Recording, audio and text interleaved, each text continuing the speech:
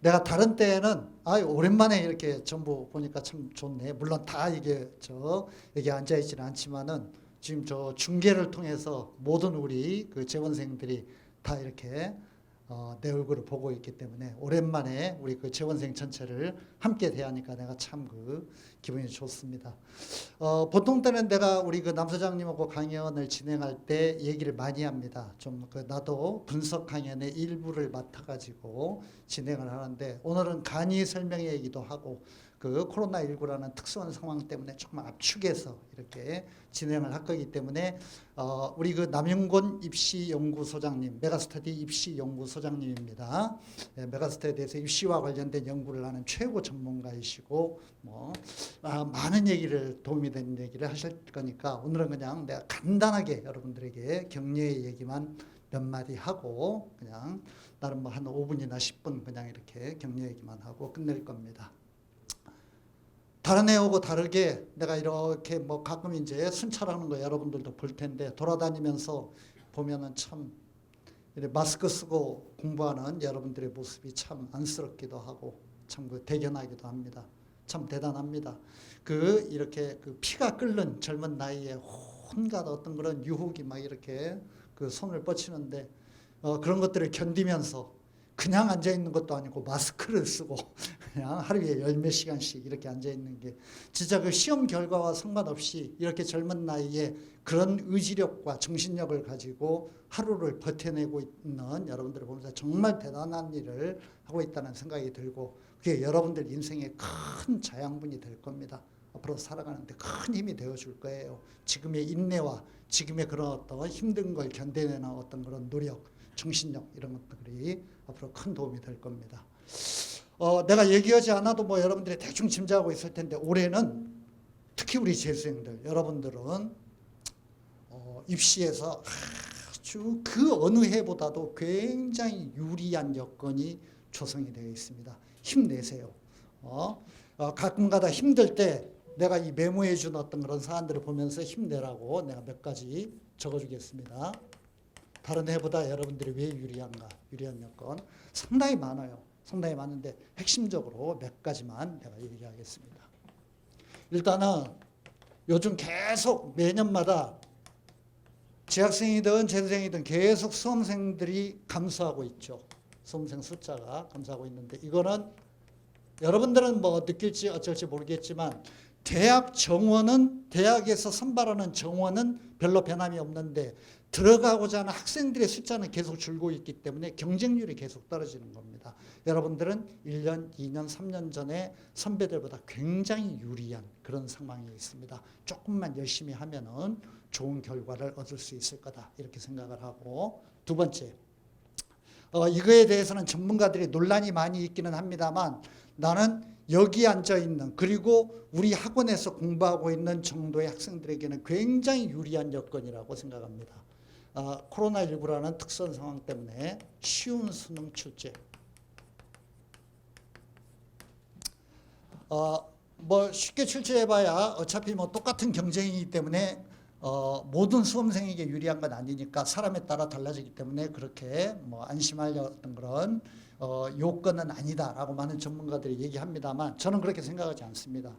수능이 약간 쉽게 출제되는 건 이번 6평을 통해서 그 단초가 이미 보였고 9평을 봐야 알겠습니다만 나는 올해 실제 수능은 요 근래에 몇 년 수능에 비해서 쉽게 출제될 거라고 확신합니다. 코로나라는 특수한 상황 때문에 수험생들의 부담을 덜어주고 학부모들의 반발 이런 것들을 막기 위해서 쉽게 출제될 거라고 보고 있고 그렇게 되면 수능이 약간 쉽게 출제되면 최상위권, 상위권 아주 학습 능력이 뛰어난데 실수로 한두 문제 틀려서 막 이렇게 지옥의 경험을 하는 그런 수험생들보다는 우리 지금 학원에 다니고 있는 약간 여러분들처럼 평소에 학력이 약간 부족했던 그런 학생들이 훨씬 더 그런 수험생들이 훨씬 더 유리한 시험의 체제가 됩니다. 경우에 따라서는 만점 맞을 수도 있고 그 과목에 그 득점을 쉽게 할 수 있기 때문에 조금 열심히 하면은 상위권 최상위권 애들을 낚아챌 수 있는 그런 어떤 기회가 여러분에게 주어져 있다는 거. 뭐 사람에 따라 어떤 그런 예측은 다릅니다만 모르겠습니다. 올해 봐야 되겠습니다만 나는 뭐 나도 전문가의 한 사람이니까 내가 보는 관점에서는 올해 수능이 쉽게 출제될 거라고 확신하고 있습니다. 그러니까 기운을 내고 좀 열심히 해주기를 바라고. 세 번째, 여러분들에게 아주 희소식인데 여러분들의 경쟁자인 그 무시무시한 벌떼 집단 고3 학생들이 고3 재학생들의 경쟁력이 현저하게 저하되었죠. 지금 고3들은 정신을 못 차리고 있습니다. 일단 학교를 뭐 다니는 동 마는 동 뭐 그동안에 그냥 상당한 기간 동안 학교를 못 다녔고 지금 뭐 수시에서도 뭐 어떻게 수시 준비를 해야 될지 그 생활기록부에서 갖춰야 될 여러 여건들을 반영하는 대학도 있고 반영하지 않는 대학도 있고 그걸 갖춰야 될 시간도 부족하고 중간고사와 기말고사까지 지금 막 그냥 한꺼번에 믹스가 되면서 애들이 학교 생활을 어떻게 해야 될지를 모르고 막 그냥 굉장히 갈팡질팡 헤매고 있습니다. 집중해서 차분하게 수능에 대해서 대비하고 공부하는 어떤 그런 자세를 본래 고3들이 갖추기도 힘든 어떤 그런 조건입니다만 올해는 더욱더 코로나라는 특수한 상황 때문에 그렇게 되어 있고 그래서 여러분들처럼 진짜 이렇게 아침부터 와가지고 밤늦게까지 하나의 목표만을 가지고 수능 공부에 올인하고 이런 어떤 고3생들이 거의 없다고 해도 과언이 아니고 이렇게 보면 여러분들은 진짜 큰 어떤 경쟁 집단 전체가 그런 어려움을 겪고 있기 때문에 상당히 유리한 어떤 그런 조건 속에 있다라고 이렇게 단언해서 얘기할 수 있습니다. 지금 6평 성적표를 아직 뭐 받지는 않았지만은 이제 가채점 결과는 뭐 대충 다 저희가 가채점 해보고 알고 있을 텐데 아마 만족스러운 점수를 얻은 사람은 거의 극소수라고 봐야 되겠고 다 불만족스러울 겁니다. 괜찮습니다. 걱정하지 마세요. 괜찮습니다. 앞으로 시간이 충분합니다. 6평 점수 결과를 가지고 자만에 빠지거나 내가 좀 이 정도면 되었다. 이거는 정말로 큰 코 다치는 일이고 또 좌절하면 절대 안 됩니다. 왜? 성적의 변화가 많이 일어납니다. 일단 물리적으로 시간이 많이 남아있어. 그거 알고 있지? 여러분들에게 혹시 6평 때문에 실망하는 사람이 있을지 몰라서 내가 써줄게요. 여러분들 대부분 3월 달에 공부 시작했잖아요. 물론 선행반에서 시작한 사람은 1월 달, 2월 달에 시작한 사람도 있습니다만 대부분 2월 중순이나 3월에 시작했잖아요. 자, 봅시다. 우리가 얼마나 공부하는지. 올해는 수능이 12월 초에 있기 때문에 11월 말까지 그냥 풀로 공부하잖아요. 그렇죠? 우리 지금 6월 말까지로 따져도 여러분 6평 볼 때까지 이만큼 공부했다고. 6월 중순 해봤잖아. 6월 18일 날. 이만큼 공부했다고. 훨씬 더 지금 봐요. 내가 지금 그려주고 있잖아. 6월까지 공부했으니까 7월, 8월, 9월, 10월, 11월. 지금 공부한 기간보다 훨씬 더 많은 시간이 남아있다고. 알았지? 네. 더군다나 이 학습이라는 것은 여러분들 잘 알고 있겠지만 뒤로 갈수록 에스컬레이팅에 상승하는 효과가 있습니다. 학교 다닐 때 시험 공부해봐서 잘 알잖아. 시험 공부할 계획은 막 며칠 전부터 혹은 뭐 1, 2주 전부터 다 세우지만 그 계획표 다 실천 못하지. 대부분 다 실천 못하고 시험 보기 딱 전날 혹은 시험 보기 한두 시간 전에 벼락치기로 끝내게 되잖아. 근데 그때는 왜 이렇게 머릿속에 잘 들어가? 항상 그러잖아. 그래서 시험 보러 갈 때 항상 그러지. 야, 나한테 1시간만 더 주어지면 이거 완벽하게 허가할 수 있을 것 같다. 이런 생각이 들잖아. 시험에 쫓기고 뭔가 긴장감이 높아지고 수능이 다가올수록 더욱더 학습 능률이 올라가고 여러분들의 어떤 그런 이 모든 어떤 바이오리듬과 집중력이 더 활성화된다고. 그러니까 지금까지 공부했던 것과 비교가 안 돼. 이렇게 따지면 앞으로 남아있는 기간 동안에 학습할 분량이 지금까지 했던 것보다 2배, 3배, 4배가 더 될 수 있다. 그보다 더 훨씬 많은 공부를 할 수 있고 성적을 올릴 여지가 많이 남아있다. 이렇게 말할 수 있습니다. 그러니까 6평의 점수에 절대 좌절하지 말고 대부분이 좌절했을 것 같은데 또 혹여 좀 만족스러운 점수가 나온 사람은 절대 자만하지 말고 6평에서 얻은 점수에서 실제 수능으로 가면서 많은 변화가 일어납니다. 굉장히 많은 변화가 일어나. 많은 학생들이 실제 수능으로 가면서 성적이 떨어지고 작년에 고3 때 경험해봤죠. 그리고 일부는 또 오르기도 하고 그런 변화가 일어나는데 오르는 쪽이 훨씬 더 그 비중이 큰 게 재수생들입니다. 그러니까 꾸준히 지금의 자세로 공부하면은 틀림없이 좋은 결과를 얻을 수 있을 거라고 확신을 하고 다시 한번 내가 다른 때는 좀 그 얘기를 길게 했습니다만 오늘은 남 소장님의 강연을 좀 경청하면서 여러분들 그 공부하는 과정에 도움을 크게 얻도록 하고 이런 유리한 여건이 여러분들을 위해서 준비가 되어 있으니까 우리 함께 심호흡하고 이를 악물고 도전해가지고 끝내 승리하고 이 어려움을 이겨냅시다. 자, 고맙습니다. 근데 시간이 좀 짧더라고요. 8시 반부터 여러분들이 수업을 해야 된다고 해서 그 전에 제가 끝내도록 할게요. 그래서 하나하나씩 조금 이제 꼭 필요한 걸로 좀 설명을 좀 들어보도록 하겠습니다. 아까 언제도 말씀하셨지만 이 시험을 봤는데요. 이 시험은 여러분들이 작년에도 경험했지만 별로 중요하지 않아요. 그죠? 왜냐면 대학을 들어갈 때 점수로 반영되지가 않잖아요. 그럼 이 시험의 가장 중요한 의미가 뭐냐라고 질문하면 내가 이제 남아있는 기간 동안에 무엇을 해야 될까라는 무언가 계획을 좀 어떤 방법으로 세워야 될지 우리가 이제 판단하는 기준이 될 것 같아요. 그럼 제가 여기서 이제 가져야 될 여러 가지를 하나하나 좀 설명을 좀 들어보도록 하겠습니다. 올해 입시의 가장 큰 특징이 뭐냐라고 하면 아까 언제도 말씀하셨지만 아이들이 되게 많이 줄었어요. 이거 여러분 다 아시고 있으니까 넘어가도록 할게요. 책 안 보셔도 돼요. 그냥 제가 하나하나 설명을 드리도록 할게요. 근데 이제 올해 가장 중요한 포인트가 뭐냐라고 질문하면 수학 가형의 응시 인원은 5.6%가 줄었는데요. 수학 나형의 응시 인원은 작년보다 13.5%가 줄었어요. 근데 이걸 우리가 다시 또 선택 과목으로 나눌 수가 있죠.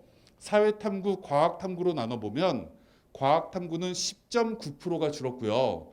사회탐구는 10.3%가 줄었어요. 그럼 이제 사탐과 탐으로 나누면 줄어든 비율이 거의 비슷하죠. 그죠? 근데 앞서서 잠깐 보여드렸지만 수학 가형을 응시하는 친구들은 작년보다 굉장히 적게 줄었습니다. 왜 그럴까라고 생각해 보면 이유는 간단해요.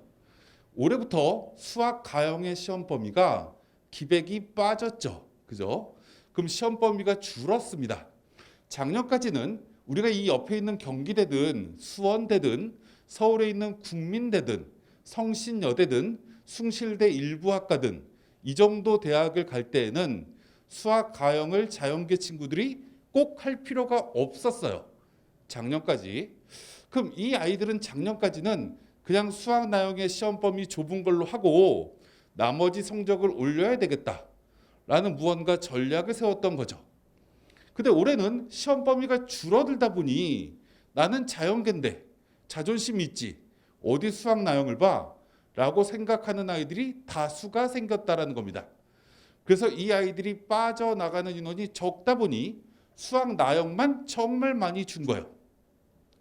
그럼 여기서 이제 나타날 나비 효과가 뭘까라고 생각해 보면 작년에도 수학 가형을 1등급쯤 받는 아이가 나는 수학 나형이 좋아 이렇게 이동하지 않습니다. 바보나 이동하죠. 그죠? 2등급짜리도 마찬가지입니다. 3등급짜리 아이들도 대부분 다 이동을 안 합니다. 왜 이동을 안 할까? 저쪽에 있는 단국대학교가 100분이 80만 맞으면 국어, 수학, 탐구의 평균이 단국대를 무난하게 가거든요. 그럼 3등급쯤 받는 아이들은 수학 가형을 해야 내가 갈 수 있는 대학교를 선택할 수 있어 라고 생각해서 수학 가형을 고정으로 지원을 하는데 그럼 작년에 이동을 했던 아이들은 수학 가형을 4등급, 5등급, 6등급 이쯤 받는 아이들이 나는 수학 가형을 하면 안 되겠다라는 생각을 작년에 했던 거죠. 근데 올해는 이런 아이들이 그대로 수학 가형을 계속 고집하고 있습니다. 현재 6월까지. 근데 이 추세는 계속 갈 것 같아요. 그러면 올해 수학 가형을 작년에 비해서 수학 가형 1등급 받기가 쉬울까요? 어려울까요? 쉬워지죠. 2등급 받기도 쉬워집니다. 3등급 받기도 쉬워져요. 왜요? 4, 5, 6등급이 작년에는 나형으로 이동한 아이들이 굉장히 많았는데 이 아이들이 올해는 연어처럼 회귀했습니다. 내 밑바닥을 깔아줄 거죠.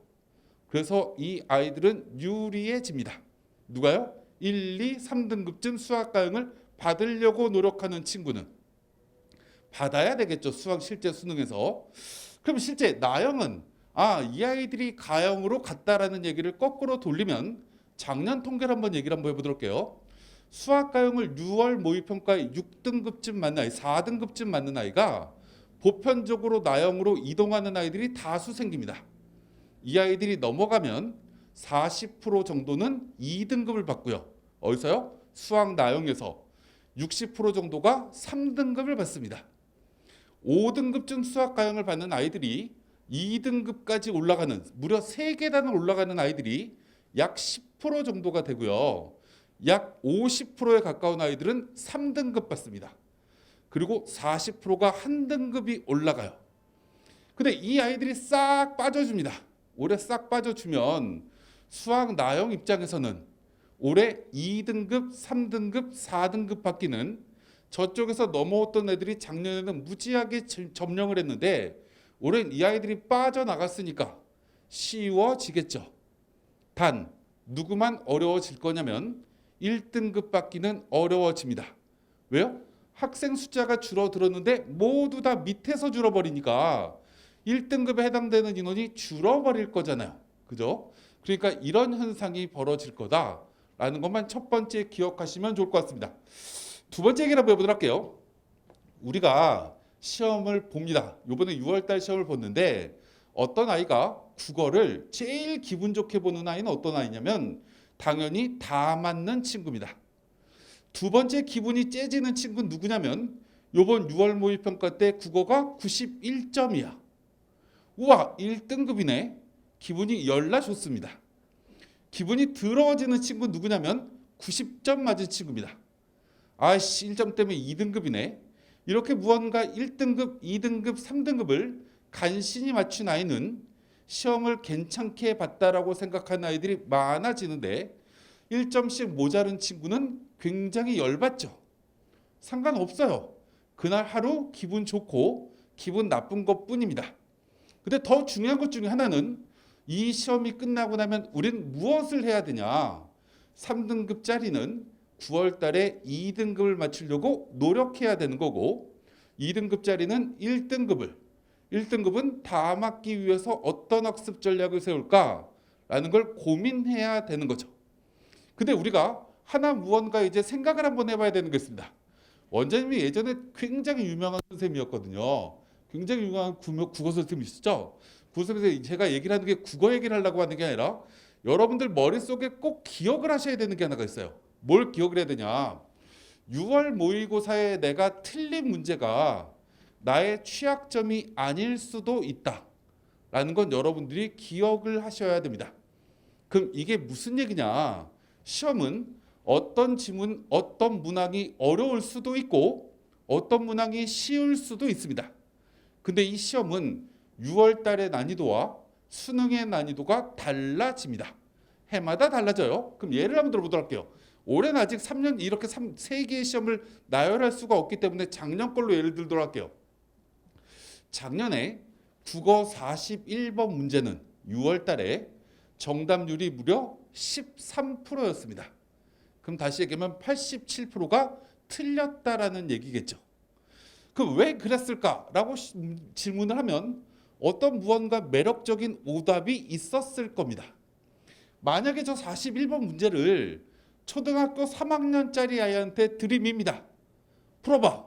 전국의 42만 명 아이들한테. 그럼 아마도 정답률이 20%가 나올 겁니다. 여러분들보다 훨씬 더 정답을 많이 맞춰요. 왜요? 초등학교 3학년 애들은 해석이 안 되잖아요. 그럼 1번 찍을까? 2번 찍을까? 3번 찍을까? 4번, 5번 중에 하나를 고르니 20% 정답률이 나오죠. 그게 13%밖에 안 나왔다라는 이 문제는 우리가 결론적으로 얘기를 하면 잘 낸 시험일까? 라는 걸 우리는 생각해 봐야 됩니다. 평가원에서 와 이번에 애들이 90%에 가까운 애들이 저 문제 다 틀렸다? 수능 때도 저렇게 내야지? 이렇게 생각할까요? 절대 그렇지 않습니다. 저런 문제는 지양해야 되겠구나 라고 생각합니다. 그래서 실제로 수능에서 이거 정답률 50%가 넘었습니다. 똑같은 지문, 비슷한 지문에 무언가 물어보는 형태가 똑같은 문항이 정답률이 달라집니다. 그럼 다시 얘기하면 이 국어라는 건, 영어라는 건, 탐구라는 건 실제로 내가 지금 틀렸던 문항이 남들도 맞추기가 진짜 어려웠던 문항이면 나의 취약점이 아닐 수도 있는 거죠. 내가 어떤 파트에 예를 들어서 문법과 관련된 문제를 맞췄어. 나는 문법이 완벽해. 이렇게 생각하는 것도 잘못된 생각이라는 겁니다. 여러분들은 지금 6월 모의고사가 끝나고 나서 한 번쯤 다시 점검해야 되는 것 중에 하나는 내가 정말 취약한 부분이 어디지? 내가 지금부터 12월 3일까지 어떤 부분에 조금 더 시간 투자를 더 해야 되지? 이런 학습 전략을 다시 한번 세워야 됩니다. 여러분들은 대학생이 아니에요. 여러분들은 교수가 아닙니다. 우리가 대학생이거나 대학 교수들은 내가 관심 있는 부분에 무언가 시간 투자를 굉장히 많이 해서 깊이 있게, 폭넓게 탐구해야 되는 게 대학생인 거지만 여러분들은 점수를 올리는 게 목적입니다. 그럼 올리려고 하면 정확하게 내가 어디가 부족한지를 다시 한번 판단해야죠. 그러면 수능과 유사한 문제는 조금 더 지금쯤 다시 한번 체크해 봤으면 좋겠다. 예를 들면 최근에 한 5년치의 6월, 9월 수능 문제를 다시 한번 풀어볼까? 시간을 무언가 압축해서. 그럼 예를 한번 들어보도록 할게요. 국어 한 세트를 푸는데 80분입니다. 그죠? 그럼 3개 세트를 푸는데 몇 시간이면 될까? 라고 질문하면 4시간이면 됩니다. 맞나요? 그럼 1년치 거를 푸는데 4시간이면 되죠? 그럼 5년치 거를 푸는데 20시간이면 되네요. 그럼 내가 어떤 날 하루를 투자해서 국어를 5년치를 다 푸는데 시간적으로 가능한가요? 불가능한가요? 가능하죠. 물론 이렇게 풀면 제정신이 아닙니다. 잠도 안 자고 풀어야 되니까. 하지만 한 이틀쯤 투자하면 다 풀 수 있습니다. 그래서 내가 이번 주말에 토요일날, 일요일날 5년치의 평가원 수능 문제를 다 풀어볼까? 15세트를? 그러고 나면 여러분들 머릿속에 이제 그림이 좀 그려집니다. 내가 지금부터 어떤 쪽에 조금 더 집중해야 될지. 영어는 어떻게 해야 되지? 탐구는 어떻게 해야 되지? 수학이야 패턴이 어느 정도 정형화되어 있지만 이런 쪽은 이렇게 한번 점검을 해보고 남아있는 기간을 우리가 소비하는 게 어찌 보면 점수 올리는데 훨씬 더 나을 수 있다라는 걸 한번 건의를 한번 하고요. 그 다음 얘기를 한번 해보도록 하겠습니다.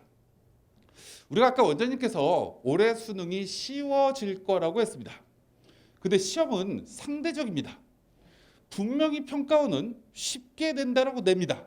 해마다. 근데 반응하는 게 달라지는 거죠. 그럼 예를 한번 들어보도록 하겠습니다. 예전에 국어가 1등급이 84점이었던 때가 있습니다.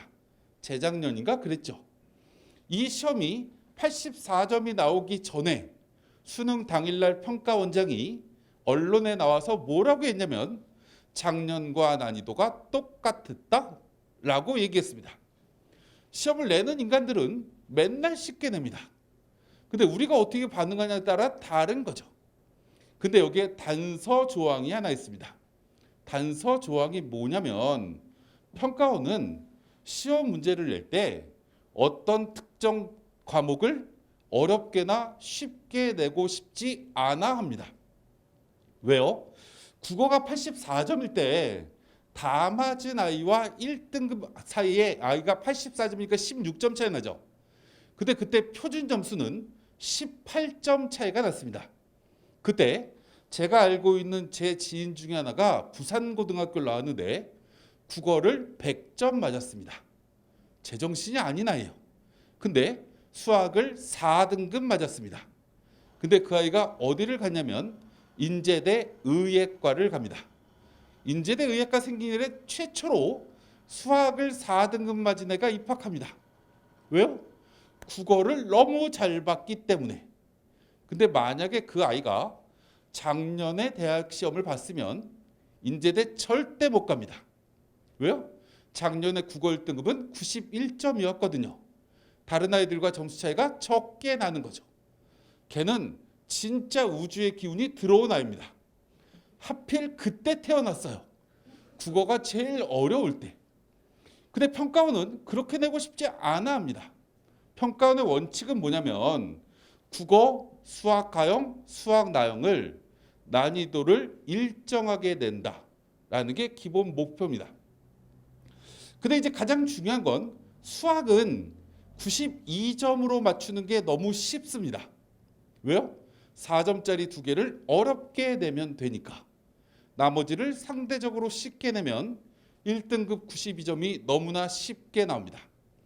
그럼 그때 왜 국어가 84점이 나왔냐라고 질문하면 그 전년도 국어 1등급 컷은 94점이었습니다.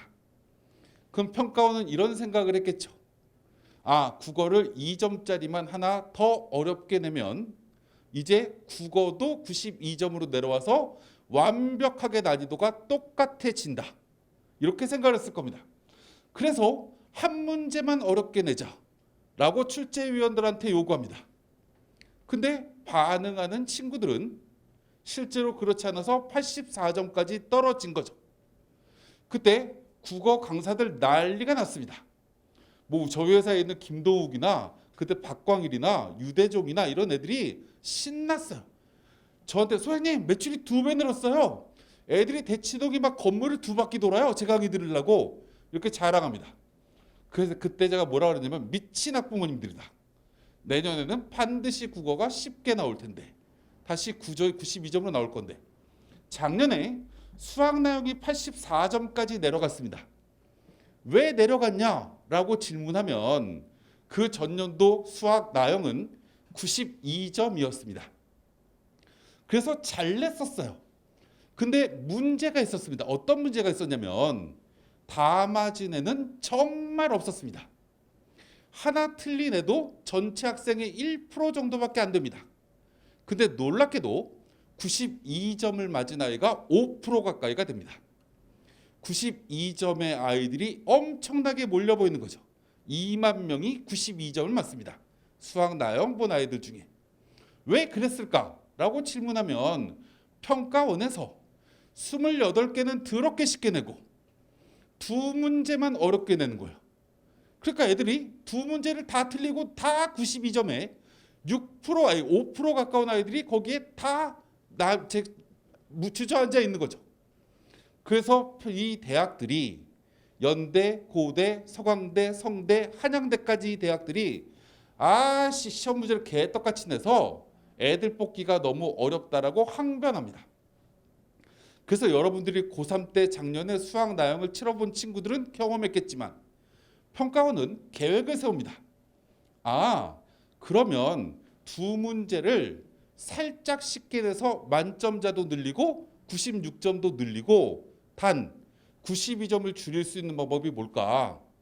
2문제 너무 쉽게 냈던 부분 중에서 이 부분의 난이도를 조금 올리자. 이렇게 된 겁니다. 그래서 이 1등급을 4% 정도로 맞추자. 근데 이건 평가원 계획인 거고요. 학생들은 맨날 27개, 28개 쉽게 나오던 것 중에 2개가 갑자기 어렵게 나오니까 이걸 모조리 다 틀립니다. 그래서 84점이 작년에 나왔던 거예요. 올해 몇 점 나올까요? 라고 질문하면 92점 나옵니다. 똑같이 이렇게 올라갈 거예요. 평가원의 기조는 항상 92점을 맞추려고 한다. 그러면 작년 수능은 국어 91점, 수학은 92점, 84점이었는데 올해 상당히 쉽게 나올 건 수학 나영이겠구나. 그 다음 조금 쉽게 내야 되겠다고 생각하는 것 중에 하나가 국어겠구나 라고 생각하시면 아마 맞을 겁니다. 올해 수능은. 그 다음으로 이제 또 넘어가도록 하겠습니다. 너무 진지하게 안 들으셨으면 좋겠어요. 지금 제가 말씀드리는 건 그냥 그렇구나. 나한테 필요한 걸 들으시면 되는 거고요. 수능에 안 나옵니다. 너무 몰입하지 마세요. 그냥 들으시면 될 것 같아요. 그 다음 얘기를 한번 해보도록 할게요. 재수생들이 별로 관심 안 가지는 것 중에 하나가 수시죠. 최근 3년 동안 수시 모집은 항상 26만 5천 명쯤 뽑았습니다. 근데 고등학교 3학년 아이들의 숫자는 해마다 줍니다. 올해가 마지막이에요. 왜 올해가 마지막이냐면 여러분들은 대부분 01년생이죠. 출생인원이 56만 명인 우리나라의 역사상 출생인원 50만 명대 거의 유일한 세대입니다. 50만 명대 인구는 43년 이후로 없습니다. 여러분들은 자부심을 가지시면 돼요. 우리나라 인구 중에 우리 때만 50만 명대야. 우리보다 1년 많았던 선배들은 64만 명의 출생인원입니다. 근데 올해 고등학교 3학년 친구들은 신기원을 엽니다. 처음으로 출생인원이 40만 명대가 시작되는 세대입니다. 49만 6천 명. 그래서 최근 3년 동안 고3 아이들이 거의 7만 명, 6만 명씩 해마다 계속 줍니다. 대학의 수시 모집 인원은 똑같은데 뭐가 달라지는 거냐면 애들이 줄어. 그래서 작년에는 1.9대 1의 실질 경쟁률이었는데 만약에 수시를 한 장씩만 쓴다라고 하면 올해는 1.7대 1쯤 되는 해다라고 보시면 됩니다. 수시는 지금 바뀌는 게 별로 없습니다. 바뀌는 게 별로 없는데 면접을 어떻게 볼 거냐? 이게 대학들이 제일 많이 바뀌는 거고요. 비교과를 어떻게 평가할 거냐? 이게 학생부 종합전형에서 일부 바뀝니다. 근데 올해 가장 크게 바뀌는 게 뭐냐면 가장 크게 바뀌는 게 교육부에서 원래 내년부터 학생부를 평가할 때 얘가 권선고등학교인지 태장고등학교인지 어느 고등학교인지를 판단하지 않고 뽑기하겠다. 그래서 내년부터는 대학들한테 서류를 제공할 때 고등학교 이름을 지우고 대학에다가 제출해 주겠다라고 얘기했습니다. 근데 역시 교육부도 한국 사람입니다. 중국 사람이 아니에요. 한국 사람은 뭐 근성이 뭐냐면 빨리빨리인 거죠. 내년부터 하겠다라고 해놓고 올해부터 하라고 요구합니다. 대학들한테. 그래서 올해부터 여러분들이 지원을 하는 수시 모집의 학생부 종합전형은 학교 이름이 지워집니다. 지워지면 불리한 학교가 어디냐라고 질문하면 수원 외고 이런데 불리해집니다. 저쪽에 수원 밑에 거기가 어디죠? 저쪽에 무언가 자연계 공부 되게 잘하는 학교 있죠. 갑자기 이름이 생각이 안 나는데 그런 학교들 상대적으로 불리해집니다. 근데 내가 다닐 때 우리 학교는 성대, 서강대, 연대, 고대, 중대, 이대를 순수한 학생부 종합전형으로 들어간 애들이 별로 없어. 이러면 굉장히 내가 다녔던 학교가 작년까지는 학생부 종합전형에 실적이 안 좋았던 학교입니다. 왜냐하면 연대, 고대, 서강대, 성대, 중대, 이대는 학생들을 평가할 때 얘가 어느 고등학교인지를 보면서 뽑거든요. 일반 고임에도 불구하고. 근데 이 학교가 올해부터 이걸 평가하지 않는다. 그래서 제가 알고 있는 우리 서초메가스에 다니는 애 중에는 내신이 1.00인 애가 올해 지금 재수하고 있습니다. 걔가 수시를 5개를 의대를 썼어요. 근데 수능 체제를 못 맞췄습니다. 하나를 안정권을 학교에서 어딜 권장했냐면 성균관대학교 자연과학 계열. 근데 내신 1.00이 떨어졌습니다. 작년에. 걔는 올해 쓰면 붙습니다. 왜요? 걔가 나온 학교를 대학에서는 볼 수가 없기 때문에 얘가 어느 고등학교인지 모르는 거죠. 그 정도 내신 있으면 고마워야 됩니다. 이게 올해 학생부 종합전형에 바뀌는 거다. 나머지 바뀌는 건 제가 조금 이따 설명을 드리도록 하고 나머지는 똑같다라고 보시면 됩니다. 그 다음 제가 또 하나를 얘기하도록 할게요. 제가 이제 내일 모레면 7월 1일, 내일 모레가 아니구나. 7월 1일 날 저쪽에 안양의 신성고등학교라는 학교를 갑니다. 안양의 신성고등학교는 안양의 20개 고등학교에서 가장 공부를 잘하는 학교입니다. 그래서 예전에 김종국이라는 친구가 거길 다녔죠. 연락 공부 못했습니다. 그 친구는. 지금도 그 학교 공부 되게 잘합니다. 70% 아이들이 정시로 대학을 가고요. 경찰대를 한 7명 가고요. 의대를 22명 가고요. 서울대, 연대, 고대를 합치면 60명이 갑니다. 전교생이 300명인데. 근데 갑자기 그 학교에서 저한테 설명을 해달라고 요청합니다. 그래서 거기 선생님한테 제가 왜 니네 학교 공부 되게 잘하잖아 라고 얘기를 했더니 이 선생님이 저한테 이렇게 얘기하십니다. 뭐라고 얘기냐면 아니 우리 학교는 남학교고 새끼들은 원래 정시로 대학 가는 아이들이었는데 갑자기 올해 고3 애들이 이상하게 수시 어디 써야 되냐고 자꾸 선생님한테 물어본대요. 그래서 왜? 라고 이제 물어보면 올해는 우리들보다 재수생들이 수능을 되게 잘 볼 거 아니에요. 그래서 수시를 어디를 써야 될지 좀 살펴봐야 될 것 같아요. 이게 아이들의 주문이랍니다. 제가 그때 무슨 얘기를 할 거냐면 간단하게 이런 얘기를 할 겁니다. 올해 재수생은 12.2%가 줄었습니다. 고3은 9.9%가 줄었고요. 이게 수능 때까지 이어갈 것 같습니다. 그래도 이제 기자들이 이런 질문합니다. 올해 반수생 열나 늘지 않을까요? 여러분들 주변에 반수한다고 지금 들어온 애들 잘 안 보이죠? 반수생 올해 없습니다. 왜냐하면 반수는 기본적으로 동기부여가 돼야 반수를 하겠다고 결심합니다. 예를 들어서 어떤 아이가 수원대를 딱 붙었습니다. 고3 때. 그러면 학교를 딱 갔더니 시설 꾸려. 이렇게 불만이 생겨야 됩니다. 내가 이 학교를 4년 동안 다닌 게 맞나? 450만 원의 등록금을 내고 이런 고민이 생겨야 됩니다. 근데 이 고민까지는 결심하지 않습니다. 그 다음에 아이들한테 반수를 실제로 결심하는 게 뭐냐면 친구들하고 술을 먹습니다. 선배를 꼬셔가지고 선배 술 한잔 사주세요. 그래갖고 무언가 끌고 술 먹으러 갑니다. 무언가 선배니까 뭔가 굉장히 건설적인 얘기를 해주겠지? 라고 기대를 하고 술자리에 앉아서 동아리방에 앉아서 무언가 얘기를 했더니 선배라는 작자가 더럽게 무식해. 친구들은 이것들은 내 친구 같지가 않아.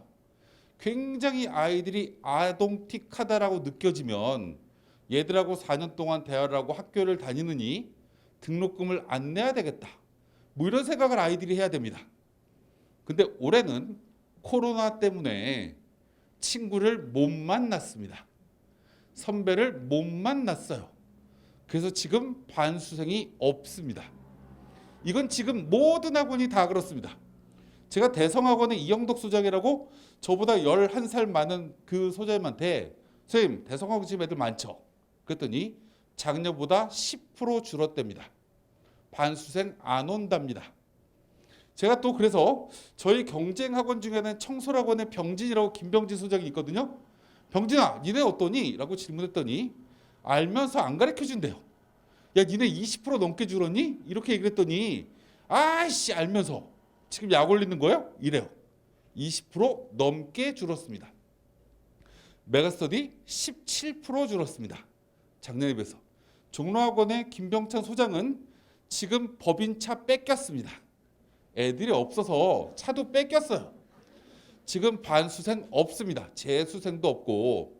그럼에도 불구하고 가짜뉴스가 횡행해요. 올해는 재수생들이 유리할 거다. 올해는 반수생들이 무지하게 들어올 거다. 이거에 공포감을 느끼는 고3 아이들이 더 수시로 가려고 합니다. 이게 올해 환경이다 라고 생각하시면 되는데 여기에 이제 또 하나 우리가 알아둬야 되는 것 중에 하나 올해 기회가 되는 것 중에 하나는 10년 만에 올해 입시부터 정시가 늡니다. 2011학년도 이후에요. 전체 대학 정원 34만 7천 명인데 무려 983명이 늡니다. 열나 많이 늘죠. 비율로 따지면 0.3% 늡니다.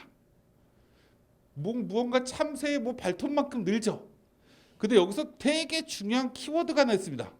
이게 어디서 느냐가 되게 중요한데 어디서 느냐면 여러분들은 대부분 이렇게 얘기합니다.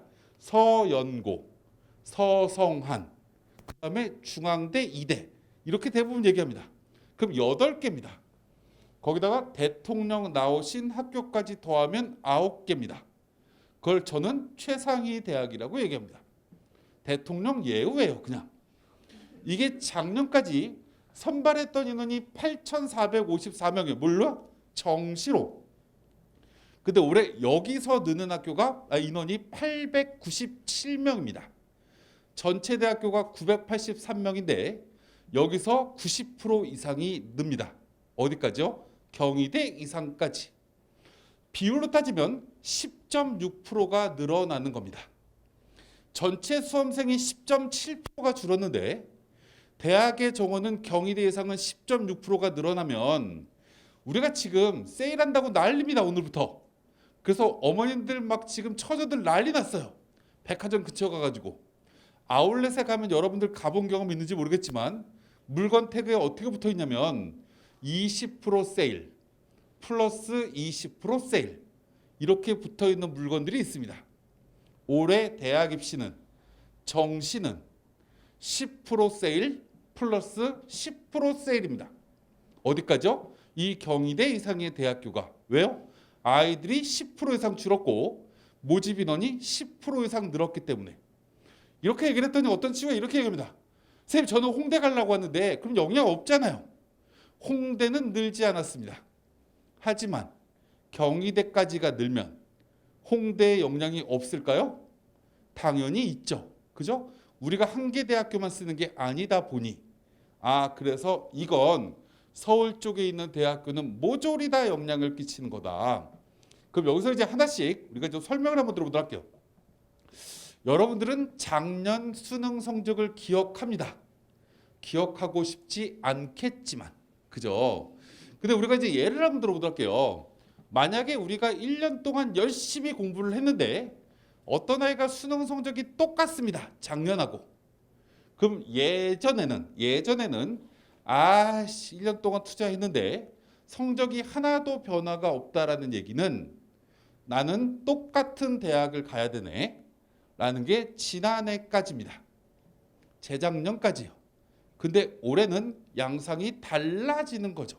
왜요? 작년 수능은 48만 4천 명 봤는데 올해 수능은 48만 3천 명 볼 겁니다. 그럼 예를 한번 들어보도록 할게요.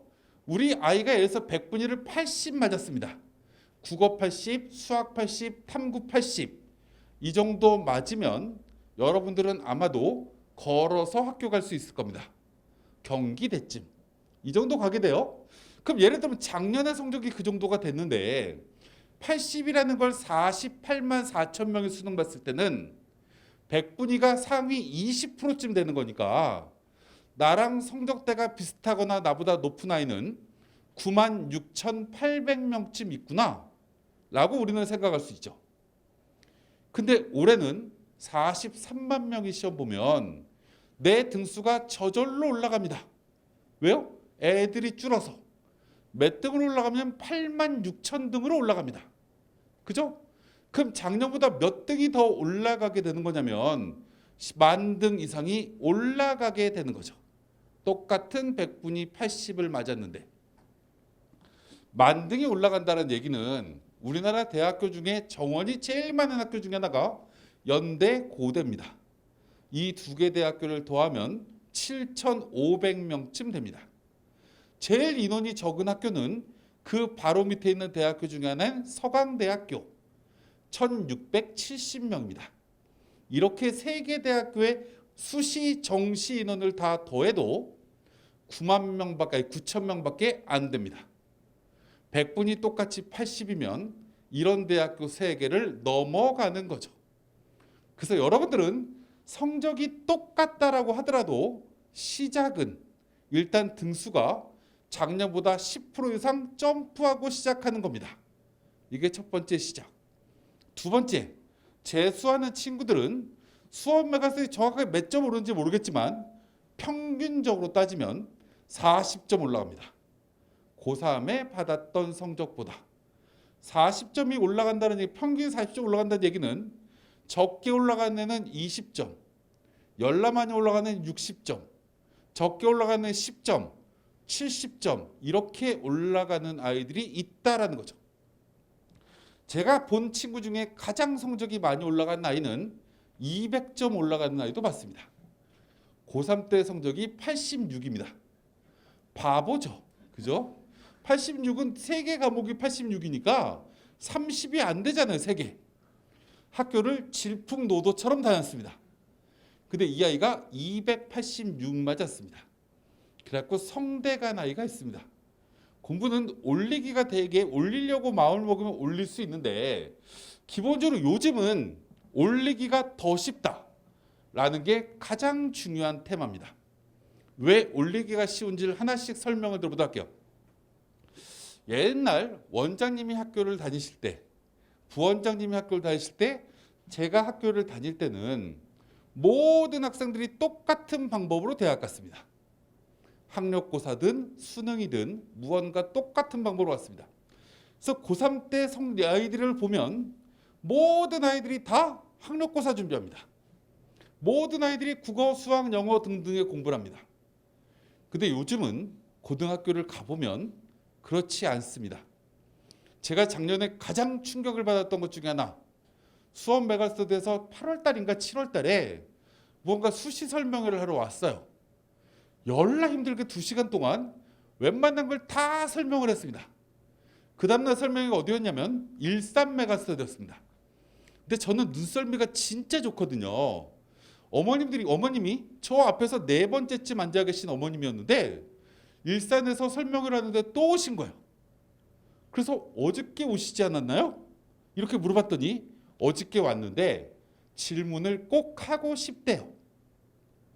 뭔데요? 라고 질문했더니 여기서 제일 가까운 고등학교에 다닙니다. 어느 고등학교까지는 얘기 안 할게요. 우리 아들이 전교 2등이랍니다. 그래서 뭐야, 자랑하려고 하나? 라고 처음에 생각했습니다. 근데 이 어머님의 질문이 뭐냐면 전교 1등이 서울대 지역균형을 안 받겠다라고 합니다. 자연계 아닌데. 그래서 그럼 2등이면 받으면 되겠네요. 아, 1등이 투과목을 안 하려고 하나 보다 라고 얘기를 했어요. 그랬더니 이 어머님이 받는 건 좋은데 우리 아이 모의고사 6월 성적이 평균 4등급이래요. 그래서 받을 필요가 없겠다라고 느껴지는 게 우리 아들의 얘기. 근데 엄마는 받고 싶은 거예요.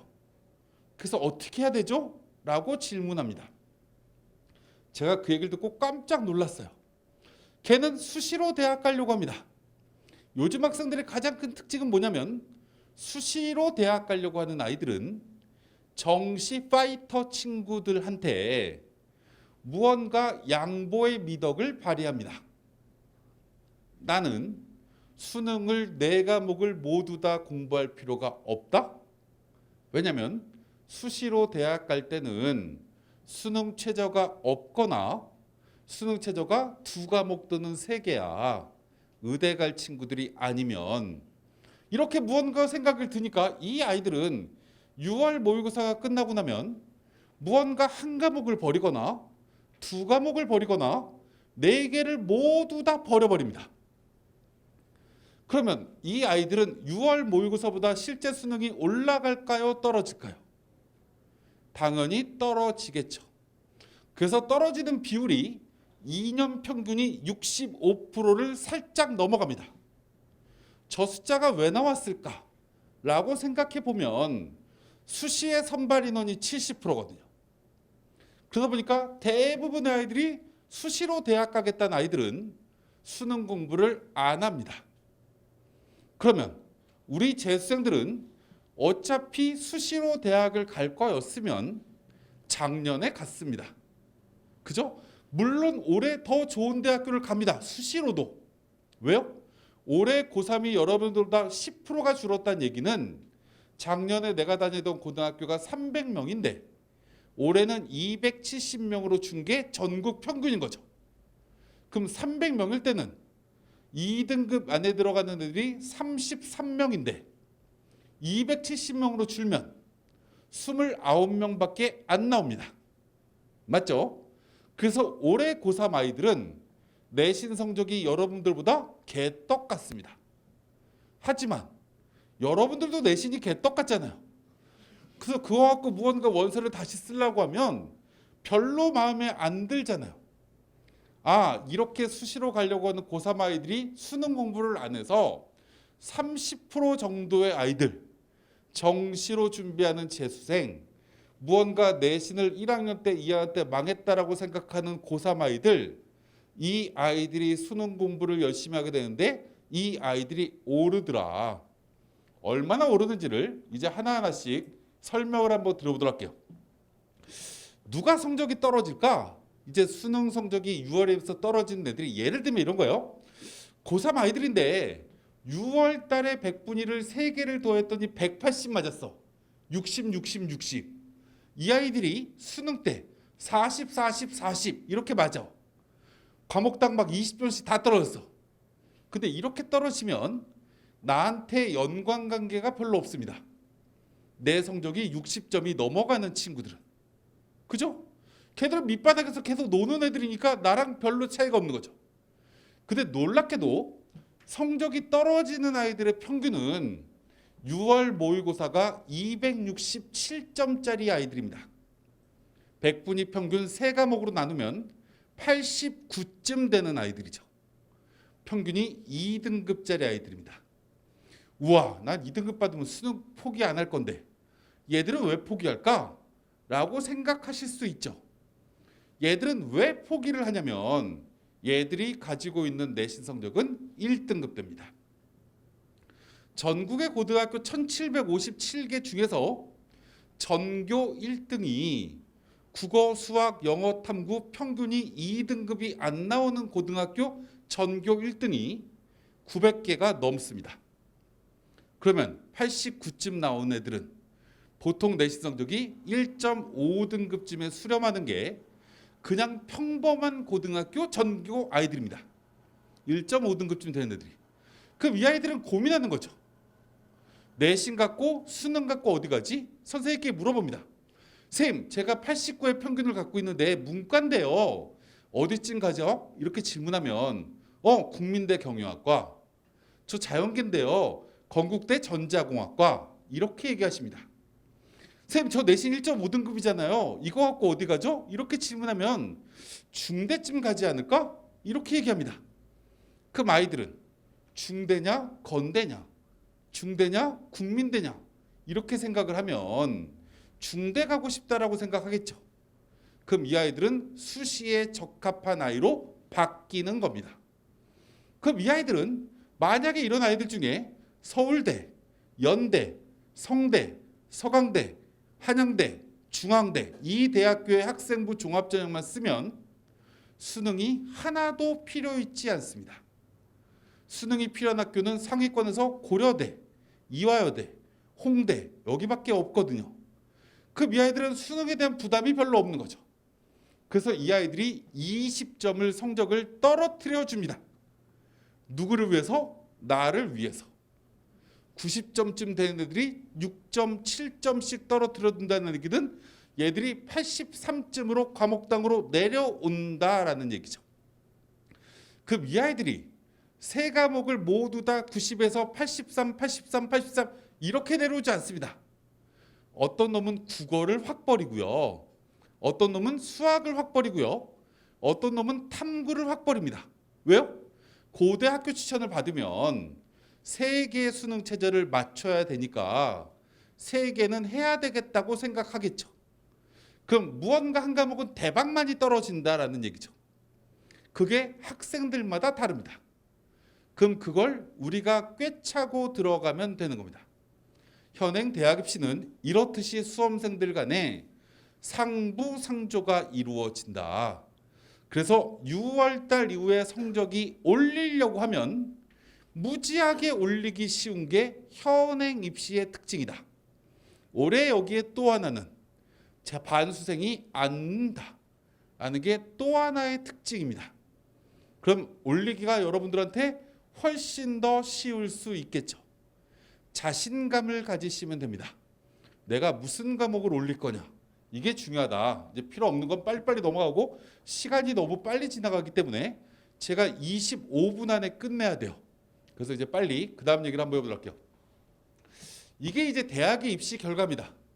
장제 경희대학교를 작년 재작년 걸 붙여봤습니다. 이제 시간 관계상 자연결 보도록 할게요. 정보 디스플레이 학과는 경희대에서 의대, 치대, 한의대 다음으로 제일 높은 학과입니다. 재작년에는 93쯤 되는 아이가 들어갔고 그 전에 작년에는 91.7입니다. 왜 성적이 떨어졌을까? 라고 질문하면 경희대 위상이 떨어진 게 아닙니다. 재작년에는 53만 명, 작년에는 48만 4천 명이 수능 봤기 때문에 아이들이 등수가 똑같은 100분을 맞으면 올라가니까 이 학교 레벨은 더 떨어지는 겁니다. 그럼 이거 올해는 몇으로 될 거냐? 절대적으로 90.5 이하로 떨어질 겁니다. 왜요? 아까 얘기했지만 10% 플러스 10% 세일한다고 했습니다. 이거 저쪽에 여기서 지하철 타면 50정거장 가야 됩니다. 열나멀어 안 가. 그럼 이 밑에 있는 환경공학과나 사회기반 시스템공학과가 이 바로 옆에 있는 영통에 있는 학과입니다. 재작년에 89.5, 작년에 87.8. 왜 더 많이 떨어지죠? 하위권 학과니까 더 많이 떨어지죠. 100분이 90이 89로 떨어지는 거고요. 100분이 80은 78로 떨어지는 겁니다. 이해 가시죠? 10%가 준다라는 얘기는 20% 점수가 내려가면 2점이 떨어져야 되잖아요. 그러니까 더 많이 떨어진다. 우리 때가 되면요. 85가 살짝 넘을 거다. 이렇게 내려가는 겁니다. 그럼 이걸 제가 왜 설명을 드리냐면 여러분들이 6월 모의평가를 받고 아마 다다음 주 금요일 날이 되면 성적표가 배포가 될 겁니다. 배포가 되고 나면 내가 정시로 어디쯤 갈 수 있지? 라는 건 한 번쯤은 점검해야 됩니다. 왜요? 수시는 써야 되거든요. 영국 속담에 로또도 사본 사람만 기회가 생깁니다. 난 내신이 6등급인데요. 그래도 수시는 써야 됩니다. 논술로 쓰든 교과로 쓰든 종합으로 쓰든 쓰는 방법은 오늘 간단하게 말씀드릴 겁니다. 그 다음 얘기를 한번 해보도록 할게요. 비럼등 넘어가고 교과부터 시작합니다. 올해 교과의 가장 큰 특징인 학교, 이제 상위권 친구들에서 하나만 얘기합니다. 고려대학교가 작년에 교과 전형 학교 추천원으로 400명 뽑았습니다. 올해는 1158명 뽑습니다. 모집 인원이 3배가 늘었어요. 근데 수능 최저는 작년에 문과가 세계 2등급, 세계 등급합 6이었는데 올해 세계 5로 강화됩니다. 자연계는 세계 7에서 세계 6으로 강화됩니다. 작년에 비해서. 근데 놀랍게도 작년에 400명 뽑을 때 지원자 평균 경쟁률은 4.8대 1쯤 됐고요. 작년까지만 하더라도 1단계라는 게 있었습니다. 1단계가 3배수를 걸러내요. 내신 가지고. 그럼 4.8대 1에서 3대 1로 줄여야 되겠죠. 내신 가지고. 그리고 나서 마지막에 수능 최저를 걸었습니다. 이 3배수 인원 갖고. 그럼 4.8대 1이라는 얘기는 400명 뽑을 때 약 1,900명이 지원을 했고 1단계 통과에는 1,200명이야. 근데 이 400명 뽑을 때 1,200명 중에 조건이 수능 최저가 문과는 3개 2, 이과는 2개 2, 하나 3이었는데 이 조건을 걸고 나니까 맨 마지막에 실질 경쟁률이 1.09대 1입니다. 1.09대 1이라는 얘기는 400명 뽑는데 수능 최저를 맞추고 이 고대에 남겠다고 한 아이가 440명이 안 된다는 얘기죠. 1200명 중에서. 왜일까? 상당수 아이가 수능 최저를 못 맞춰서, 상당수 아이는 더 좋은 대학교에 붙어서 이렇게 해서 빠져나갔기 때문입니다. 올해 조건으로 걸면 미달이었을 겁니다. 작년에. 올해는 그러면 수능 최저가 이렇게 늘어나고 모집 인원도 늘어났으니까 미달이겠네요. 그래서 올해는 이 고려대가 지원자 풀을 넓힙니다. 학교당 4%는 똑같은데 고3 애들이 수능을 열라 못하는구나. 그래서 지원 자격을 재수생까지로 늘립니다.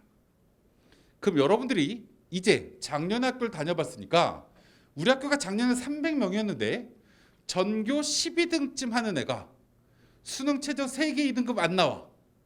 이런 고등학교를 다녔던 경험이 있는 친구는 학교를 방문하시면 됩니다. 학교를 방문하셔서 쌤, 제가 수업 메가에서 열심히 지금 공부를 했더니 영어 1등급 맞고요. 국어, 수학, 탐구 중에 적어도 2개는 2등급이 확실히 나와요. 저 추천서를 주세요. 그럼 제가 고대 합격자 1명을 늘려드릴게요. 라고 학교를 찾아가시면 됩니다. 조건이 뭐냐? 내신 안 좋아도 됩니다. 아까 얘기했지만 실질 경쟁률이 1대1이 안 될 겁니다. 1대1이 넘는 학과는 인기학과만, 경영학과, 화학공학과, 전자공학과 이런 데 빼고 밑으로 내려가면 모두 다 합격합니다. 조건 맞추면. 그래서 여러분들은 지금부터 고등학교에 가서 선생님 코로나 때문에 힘드시죠? 라고 무언가 바카스 한 병을 들고 가서 선생님께 드리면 됩니다. 저는 법을 잘 모르지만 아마도 여러분들은 고3이 아니기 때문에 졸업을 했기 때문에 졸업한 졸업생이 바카스 산다고 해서 김영란법에 안 걸릴 겁니다. 이건 한번 확인 한번 해보세요. 저 잘 아직 모르기 때문에. 그래서 이렇게 무언가를 얘기를 해놓으면 줄 수도 있다라는 거죠. 받아놓고 원서를 써서 수능 최저를 아까 얘기했지만 3개를 하나 1등급, 2개 2등급 문과, 이과는 3개 2등급 이렇게 무언가 맞추면 고대 합격자 숫자가 나한테 해당될 거다 라고 생각하시면 좋을 것 같습니다. 선생님 저 내신 4등급인데요? 이렇게 해도 가시면 됩니다. 일단 제 조카가 작년에 저쪽에 속초여고를 다녔어요. 속초여고에서 내신이 2.5등급 가까이가 됐거든요. 4%면 추천을 못 받잖아요. 제가 이 아이한테 3월 달부터 시켰습니다. 수능 최저를 맞추자. 3월 학력평가부터. 한 과목을 버려. 뭘 버릴래? 그때 이 아이가 자연계 친구인데 과학을 버리겠답니다. 그래서 2개 2등급, 하나 3등급 이 조건만 맞춰. 그리고 3월 모의평가 보면 학력평가 보면 선생님한테 선생님 저 수능 최저 맞췄어요. 한번 인사하고 4월 달에 또 인사하고 6월 달에 또 맞추고 나서 선생님한테 찾아가서 고대 추천 줘 주세요. 이렇게 얘기하라고 했어요. 그때 이 아이가 받아왔습니다. 그래서 이 아이가 고려대 지구환경과학과에 썼어요. 그래서 붙었어요. 내신 2.5등급이. 우리가 기본적으로 생각해야 될 건 이런 게 있구나 라는 거 올해의 교과입니다. 두 번째입니다. 두 번째, 이게 지금 한양대인데 보시면 짜증납니다. 내신 막 1.0, 1.1, 1.3, 1.5 막 이렇게 나옵니다. 근데 이제 하나의 얘기를 하려고 하는 게 뭐냐면 이 파이낸스 경영학과가요. 보통 몇 바퀴가 도냐면 8바퀴 정도 돕니다. 여러분들이 8바퀴 돈다는 얘기가 무슨 얘기인지 알죠? 10명 뽑는데 80명까지 계속 추가 합격자를 발생시킨다는 얘기죠. 이 화학공학과가 5바퀴 정도 돕니다. 그럼 올해는 더 많이 돌까요? 적게 돌까요? 많이 돕니다. 왜요? 고대가 400명에서 1158명으로 늘렸으니 고대 붙고 한양대 붙고 나는 한양대 갈 거야 라고 생각한 친구 많지 않습니다. 고려대는 저쪽에 꽈잠바를 입으면 호랑이가 그려 있습니다. 한양대는 사자가 그려 있습니다. 우리나라 사람의 특징은 호랑이를 훨씬 더 좋아합니다. 민족의 정기가 있기 때문에. 한양대 버린다고요. 작년에 8바퀴 5바퀴 돌았던 게 얘네가 300명이 안 되는 대학이거든요. 교과서를 뽑는 게. 그럼 3바퀴는 더 돌겠구나 라고 생각하실 수 있습니다. 이게 이렇게 되면 이변이 일어날 수 있습니다. 참고로 예전에 저쪽에 저희 학원 신촌메가를 다니던 어떤 아이가 공부를 하다가 이런 생각을 합니다. 난 내신이 2.99등급인데 한양대를 꼭 쓰고 싶었던 친구입니다. 고등학교 1학년 때부터 목표가 한양대 미디어 커뮤니케이션 학과였어요. 근데 이 아이는 원서를 수시를 쓰는데 세종대 쓰고 막 국민대 쓰고 이런 데 쓰려고 하니까 짜증나는 거예요. 그래서 저희 그 담당 선생님 한 분이 야 쓰고 싶은 거 한 장은 써 6개나 있는데 그걸 써야 너도 무언가 썼다라는 생각이 들어서 끝까지 공부 열심히 하지 않을까? 이렇게 그냥 지나가는 말로 했어요. 그때 이 아이가 한양대를 뚫어지게 봅니다. 그래도 무언가 경쟁률이 낮은 걸 써야 되겠죠. 논술을 딱 봤습니다. 130대 1이에요. 나 같은 건 못 붙을 것 같습니다. 그래서 논술은 안 되겠구나. 종합을 봤습니다. 80대 1이에요. 에이씨 3등급이면 못 안 붙여주겠지? 그리고 버리려고 하는 순간 교과가 눈에 들어옵니다. 어라? 경쟁률이 3.4대 1입니다. 그래서 그냥 딜이 밀어버렸습니다. 그래서 최종 경쟁률이 5대 1 가까이가 나왔는데 이 아이가 붙었습니다. 왜요? 이 한양대는 원래 추가 합격이 되게 많이 일어난다라고 했죠. 원래 기자들이 한양대를 착한 대학이라고 얘기합니다. 이 대학은 수시에 지원한 친구는 한양대 충성심이 너무나 높은 친구들이기 때문에 웬만하면 정시로 이월시키지 않는다. 이게 한양대 목표입니다. 그래서 내신이 낮아도 뽑으려고 노력하는 학교입니다. 애들이 없으면. 그래서 그 아이가 붙었어요. 교과는 올해 이런 현상이 정말 많이 일어날 가능성이 높다. 왜 그러냐? 고3 아이들이 줄어도 너무 많이 줄었다. 입시 결과는 작년 걸 보여준다. 이거는 우리 때 출생 인원이 56만 명대의 결과다. 그럼 이걸 보고 원서 쓰려고 하면 아이들은 내신이 부담스러울 거죠. 그래서 합격선이 내려갈 건데 조금 내려갈지 대박 내려갈지는 뚜껑을 열어봐야 됩니다. 그죠? 뚜껑을 열어봐야 되는데 이런 데 쓰시면 안 되라는 거 하나만 얘기를 하도록 할게요. 여기 맨 밑에 보면 식품영양학과가 있습니다. 오른쪽에 국어교육과가 있습니다. 작년의 입시 결과는 1.67등급, 국어교육과 1.8등급이 합격자 평균입니다. 이걸 우리는 속된 말로 빵꾸 났다라고 합니다.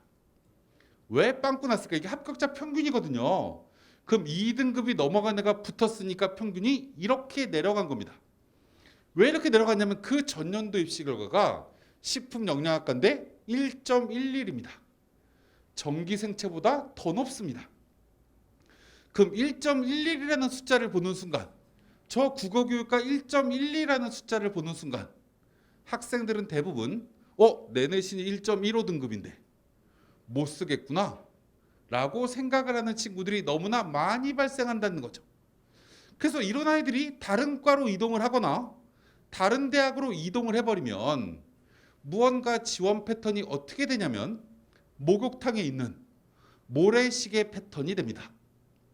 머리는 많아. 근데 얘들은 다른 대학으로 이동할 아이들이야. 허리가 없어. 밑에도 없어.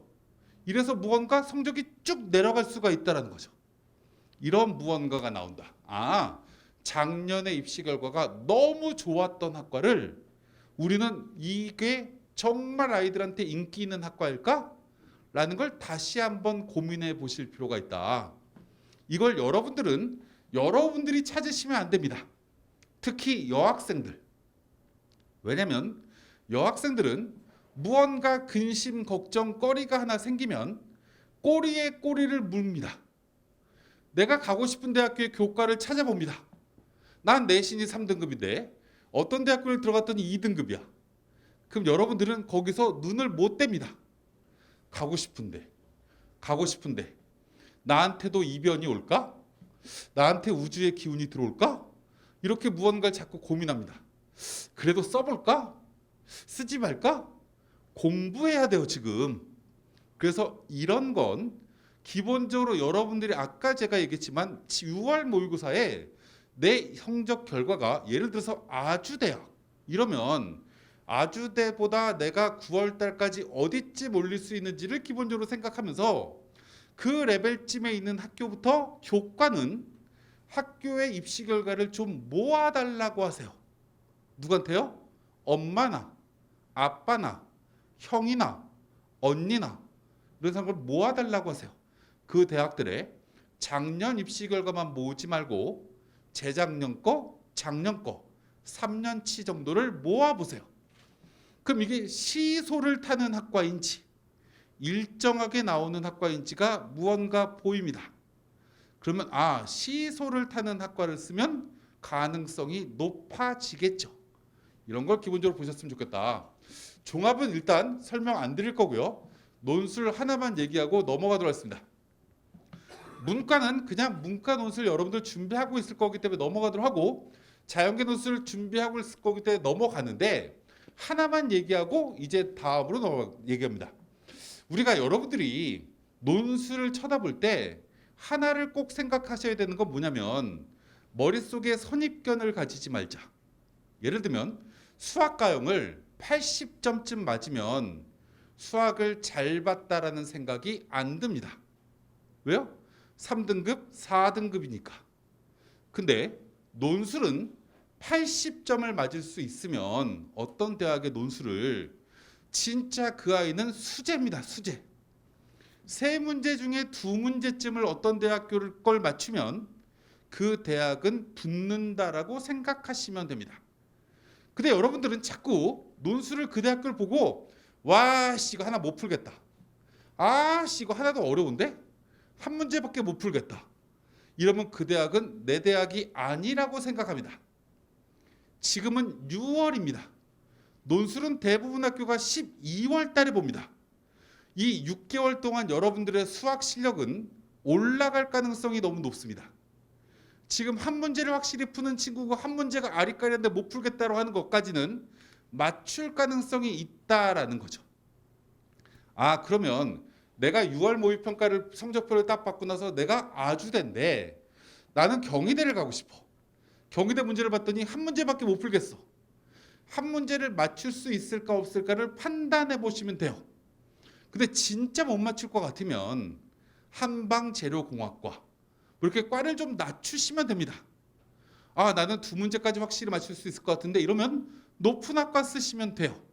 그래서 논술을 조금 이렇게 보실 필요가 있다라는 걸 하나를 말씀드리고, 그럼에도 불구하고 못 풀겠다, 이 대학은 진짜 짜증나, 이러면 그 대학교의 상당수는 문과로 돌리는 것도 한 번쯤 고민하자.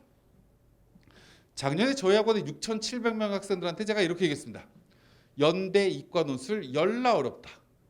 나는 자연계인데 연대 못 쓰겠다라고 생각하는 친구 중에 문과 논술 좀 봐라. 그래서 문과 논술을 해볼 만하다고 생각되는 친구는 이과임에도 불구하고 문과로 지원하는 것도 하나의 방법이다.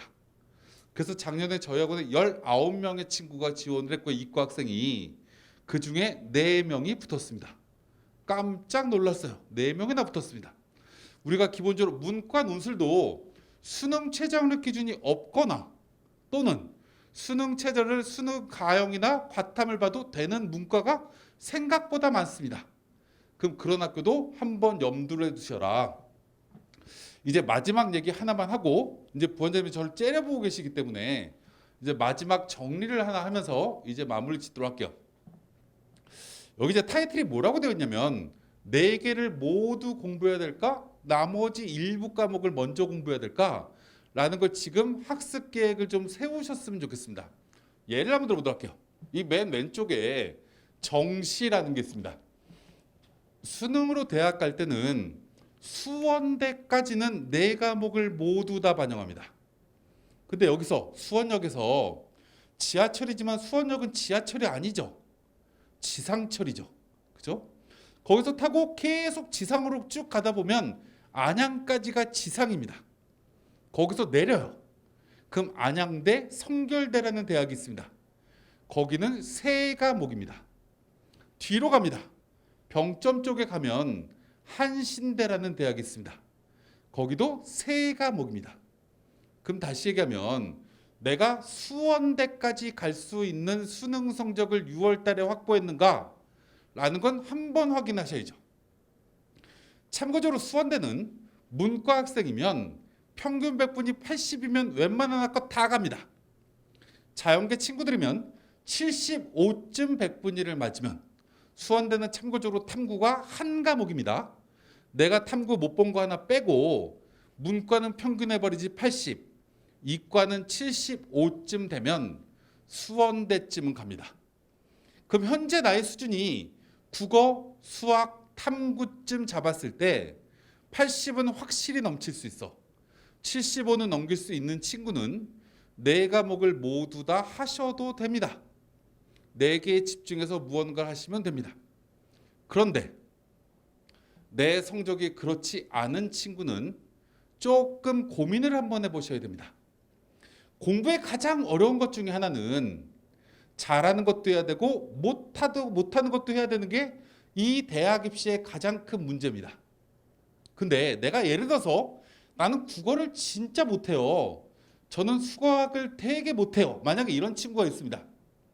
그럼 이 아이의 히스토리를 보면 지난 19년 동안 저축해 놓은 실력이 못하는 겁니다.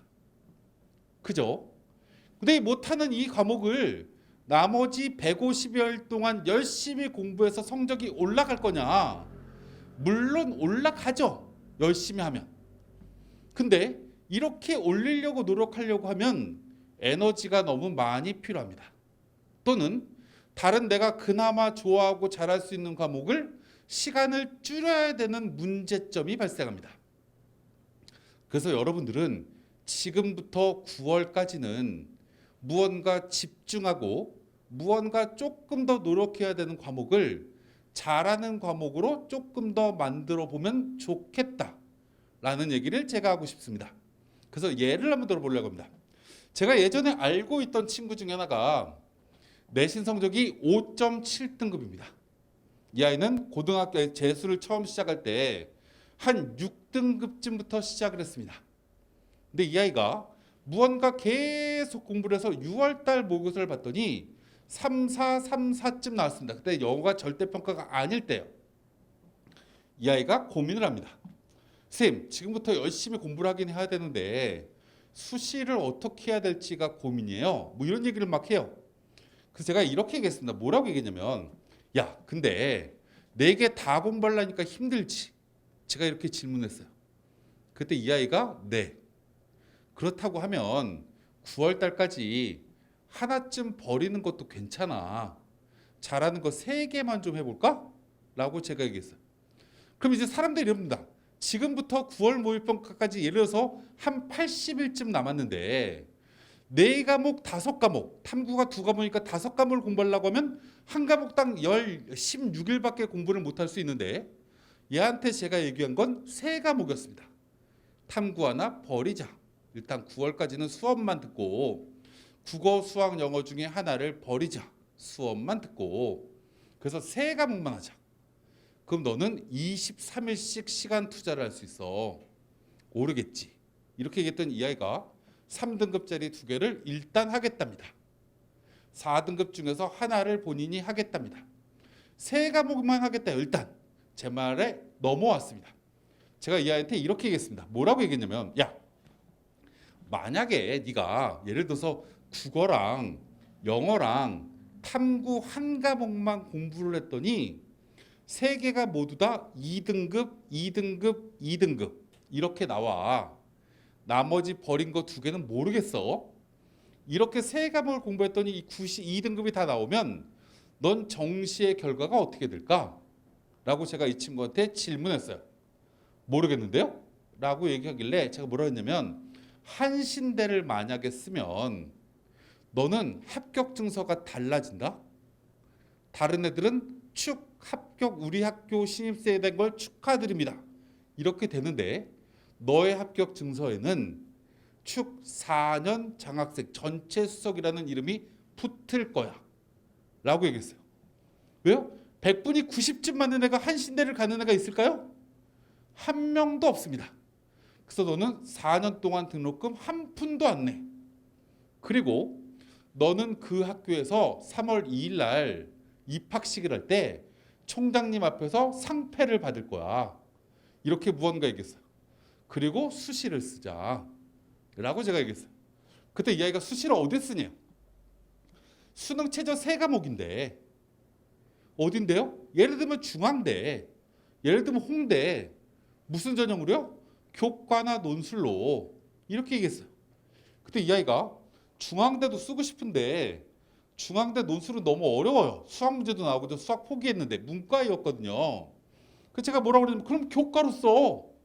그래서 이 아이가 교과로 썼습니다. 무슨 과 썼냐면 경제학과. 근데 놀랍게도 붙었습니다. 왜 붙었냐면 경쟁률이 4.2대 1이었는데 수능 최저 3개 2등급이었는데 맞춘 아이들이 2.4대 1에 해당되는 애들밖에 못 맞췄어요. 그리고 1.5배수가 다른 대학으로 달아났어요. 그래서 실질 경쟁률이 0.9대 1이었거든요. 저는 여러분들한테 말씀드리고 싶은 게 뭐냐면 지금 올해 여름 무지하게 덥답니다. 못하는 공부를 7월, 8월에 집중하려고 하면 땡땡이 치고 싶어집니다. 내가 왜 이러고 있지? 자괴감이 듭니다. 근데 조금 그래도 여러분들이 자신감이 있는 과목을 하면 성적이 올라갈 가능성이 훨씬 더 높아지고 하루하루의 딱딱한 책상에 앉아서 공부하는 게 덜 힘이 듭니다. 이렇게 무언가 9월까지 여러분들이 성취감을 느꼈으면 좋겠다. 그래서 최소한 3과목을 먼저 하자. 왜요? 수능 최저가 3과목이다. 수시에. 그리고 여러분들은 이렇게 3과목을 무언가 집중해서 85 근처만 3과목이 나와도 한신대 과수석은 한다. 이렇게 무언가를 만들어 놓으면 내년에 또 할까? 라고 생각하는데도 부담이 없어요. 또 하라는 얘기가 아니에요. 아쉬우면 수시에 떨어지고 거기밖에 못 붙으면 등록금 안 내요. 85점 맞아갖고 대학 등록하면 한시대 쓰면 걸어놓고 또 하면 되죠. 나머지 2과목 내년에 올려도 돼요. 근데 제가 아까 말씀드렸지만 9월까지 그렇게 하라고 했어요. 근데 놀라운 사실이 뭐냐면 3과목에 집중하면 3과목 성적이 오르겠죠. 2과목을 내가 이 7월달 8월달에 수업매가에서 수업만 듣고 혼자 하는 시간을 확 줄여. 그럼 성적이 떨어지겠죠. 절대로 떨어지지 않습니다. 왜 떨어지지 않냐면 아까 제가 말씀드렸지만 수능을 준비하는 아이들의 65%는 6월달 이후에 수능 성적이 떨어진다. 얘들이 누굴까? 라고 생각해 보면 얘들은 수능 최저를 맞출 필요가 없다라고 생각하는 애들이 포기하는 거죠. 수능 최저는 1등급, 2등급, 3등급을 요구합니다. 대부분의 대학들이. 그럼 내가 무언가 버린 과목이 4등급, 5등급이야. 그러면 나도 수업밖에 안 듣는데 다른 애들은 수업도 안 듣습니다. 특히 고3 아이들은. 그죠? 그럼 떨어질 이유가 없어요. 절대로. 그래서 그 과목 성적은 고정값으로 되어 있고 나머지 3과목이 올라와 있다. 너무너무 여러분들이 열심히 공부하시다 보면 무언가 잘할 수 있는 거 3개를 열심히 공부하시다 보면 이건 급격하게 성적 오를 수도 있겠죠. 그럼 9월달 이후에 무언가 조금 소홀했던 2개를 3등급 근처까지만 올려볼까? 이것도 하나의 방법이라는 거예요. 기본적으로 공부는 이렇듯이 무언가 계획적으로 시간에 9월달까지는 어떻게 공부해야 될까? 수능까지는 어떻게 공부해야 될까를 잘 정리하셨으면 좋겠다. 쉬는 시간 없으셔도 되죠. 마지막 하나만 말씀드리고 인사를 드리도록 하겠습니다. 제가 여기 와서도 맨날 설명할 때 이런 얘기하는데 저희 형의 딸내미가 올해 서초매 갔을 때를 다녀요. 94년생이에요, 걔는. 근데 저희 형이 어떤 사람이냐면 사법고시를 18번 본 사람입니다. 아마 우리나라에서 제일 많이 봤을 수도 있어요. 17번을 떨어졌고요. 18번째 붙었습니다. 사법고시 정원이 200명대에서 800명까지 늘어나는 바람에. 근데 어찌됐건 저 형은 떨어질 때마다 맨날 이런 얘기했습니다. 17시간씩 공부했다. 책을 보면 다 안다. 근데 왜 내가 잊어버린 것만 시험 문제에 나올까? 이게 저 형이 맨날 떨어지면 미안해서 술 처먹고 들어와서 어머니 아버님한테 했던 술주정입니다. 재수생들의 상당수가 수능 때 평소 자기 실력을 발휘 못합니다. 정말 아쉬운 게 재수생들입니다. 왜 그럴까라고 생각하면 우리 재수생들은 착시 현상이라는 게 생깁니다. 언제부터요? 지금부터. 착시 현상이라는 게 뭐냐? 지금 여러분들은 고3 때도 공부했고요. 재수 때도 지금 100여일 동안 공부를 했습니다. 그래서 국어든 수학이든 영어든 탐구든 무언가 과목을 봤던 걸 보고 또 보고 보고 또 보고 계속했습니다. 그죠? 어떤 친구는 10번 반복한 친구도 있고 어떤 친구는 3번 반복한 친구도 있고 이제부터 여러분들은 8월달 9월달 공부할 때 가장 큰 적이 뭐냐면 책을 딱 폈는데 어라? 이거 4월달에 외웠던 거다. 어라? 이거 4월달 모의고사에서 맞았던 거다. 라는 사건이 머릿속에 떠오르기 시작합니다. 그리고 나서 그 책을 반복적으로 보려고 하면 다 아는 것 같은 거죠. 모든 게 다 적혀져 있는 책을 보면 맞아. 이거 3월 달에도 내가 외웠을 때 이거 다 있었던 거야. 내 머릿속에도 그대로 있어. 라는 착각을 가지게 됩니다. 이걸 우리는 착시 현상이라고 얘기해요. 왜 이런 현상이 생기냐? 사람의 머리에 가장 큰 단점이 뭐냐면 외웠는데 이걸 내가 잊어버렸는지 안 잊어버렸는지를 판단할 수가 없습니다. 컴퓨터랑 다른 점인 거죠. 근데 내가 무언가 지식을 머릿속에 집어넣은 걸 나중에 온전히 다 적혀 있는 다른 책을 또 보고 나면 봤던 거라는 게 기억납니다. 그래서 알고 있다라고 착각에 빠집니다. 그래서 여러분들은 무언가 공부한 걸 반복하는 게 반복이 끝났다라고 생각되지만 실제로 그게 빼빼로 데이인 날 잊어버렸는지 12월 30일 날 머릿속에서 날아가는지를 여러분들은 인식할 수가 없습니다. 그래서 오늘부터 제가 좀 부탁드리고 싶은 건 이제부턴 정리를 좀 잘했으면 좋겠다.